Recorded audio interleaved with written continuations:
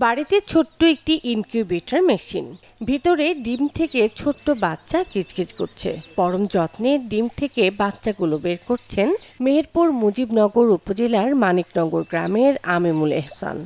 প্রাথমিক ডিম বেচতে থাকি, ডিম বেচতে বেচতে এরপরে পরিকল্পনা করলাম যে বাচ্চা ফোটালে হয়তো কিছু বেশি অর্থ আসবে। এরপরে একটা 30,000 টাকা দিয়ে ইনকিউবেটর কিনি।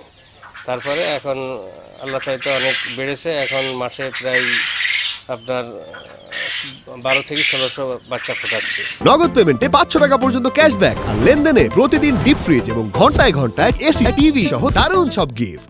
ইনকিউবেটরে মাসে 3000 টাইগার আর 9000 কোয়েল পাখির বাচ্চা ফোটান।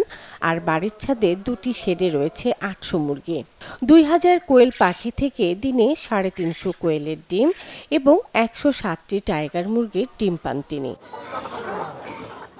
দূর দূরান্ত থেকে সাধারণ মানুষ এসে আমিমুলের খামার থেকে কোয়েল টাইগার মুরগির বাচ্চা ও ডিম কিনে নিয়ে যাচ্ছেন। পাশাপাশি ব্যবসায়ীরাও আসেন বাচ্চা কিনতে। যে বাজারে দোকান, আমি এর কাছ থেকে নিয়ে গিয়ে কেদের বাজারে আমার নিজ দোকানে বেশি। আমুল ভাইয়ের এখানে অর্ডার দেওয়া হয়েছে টাইগার মুরগির বাচ্চা, তো এখান থেকে অর্ডারের মাধ্যমে আমি নিয়ে যাব। 500 অর্ডার দিয়েছি, আপাতত এই 500 বাচ্চা দিয়ে আমি একটা ছোটোখাটো খামার শুরু করতে চাচ্ছি। বাচ্চা ও ডিম বিক্রি করে মাসে আমিনুল আয় করেন 40 থেকে 50 হাজার টাকা। Desk report, channel 24।